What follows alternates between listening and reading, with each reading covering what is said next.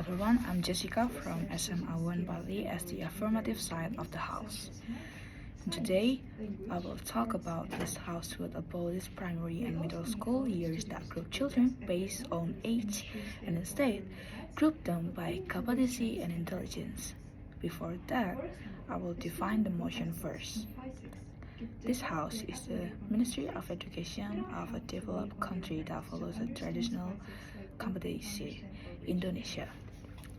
By abolishing primary and middle school years that group children based on age, we mean eliminating the current practice of dividing students into grades or levels according to how old they are, regardless of their academic abilities or even interest. For example, a 10-year-old student would not automatically be placed in grade 5, but rather in a group that meets their level of competency and intelligence in a different subjects. When we do this, it also helps the children itself to achieve their potential climax. By grouping children by competency and intelligence, we mean using standardized tests or other objective measures to assess student skills and knowledge in various domains, such as math, science, language, arts, and etc.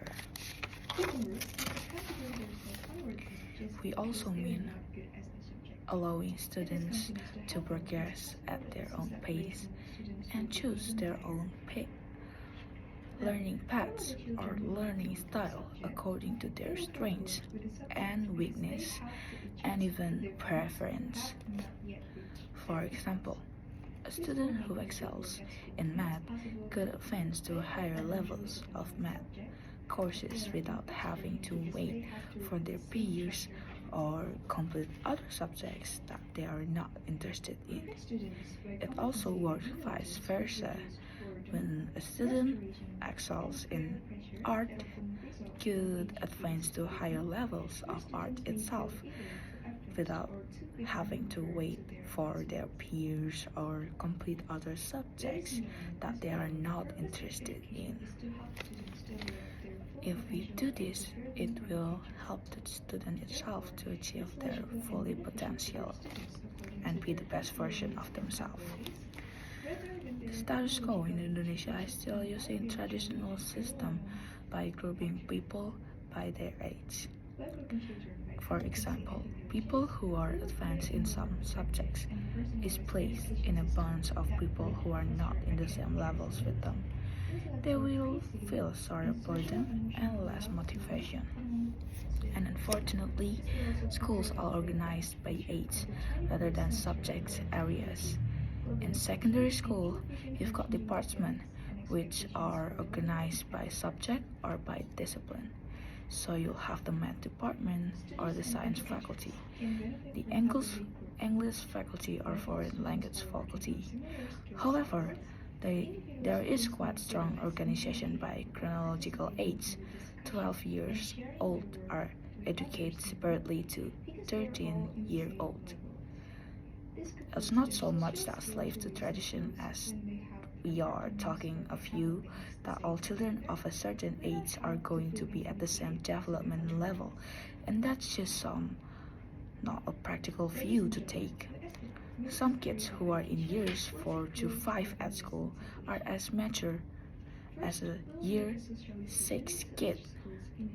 We want to be able to make her a member of a year 6 class because she wouldn't have any difficulty with that level of academic work.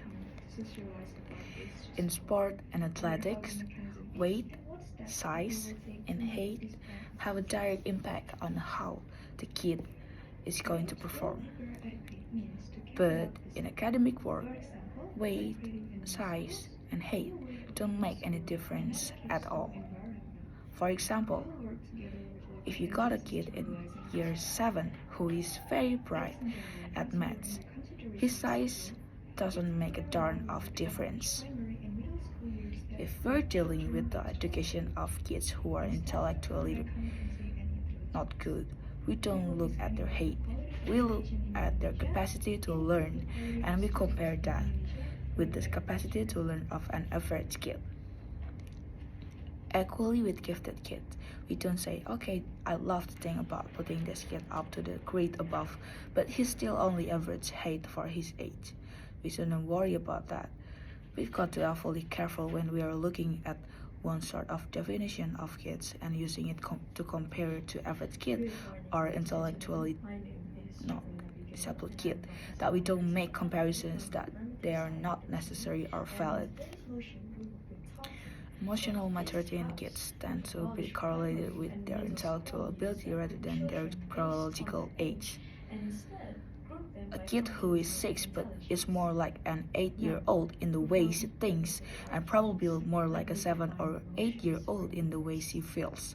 Just like with the intellectually disabled kid, a kid who is 10 but thinks like an 8-year-old generally feels more like an 8-year-old.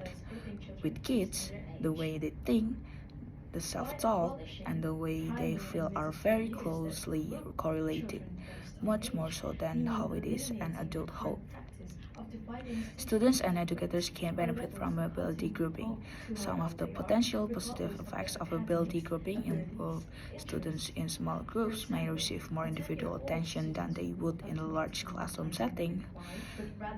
Student in small When all students are working on similar skill levels, individual students may feel less intimidated about participating in discussion and sharing their work with others in the group. Teachers can target instruction to the needs of a smaller group rather than attempting to meet a broader range of needs for all students in the full-size classroom. Grouping children by competency and intelligence would enhance their academic performance and motivation because people around them is in the same level as them, and it's true. The purpose of education itself to help students develop their full potential.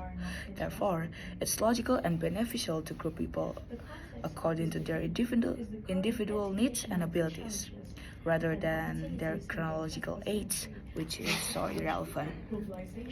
Moreover, we would create more effective and personalized education system that would foster academic excellence, intellectual curiosity, and social well-being among students. This would also prepare them for 21st century competitions. Thank you.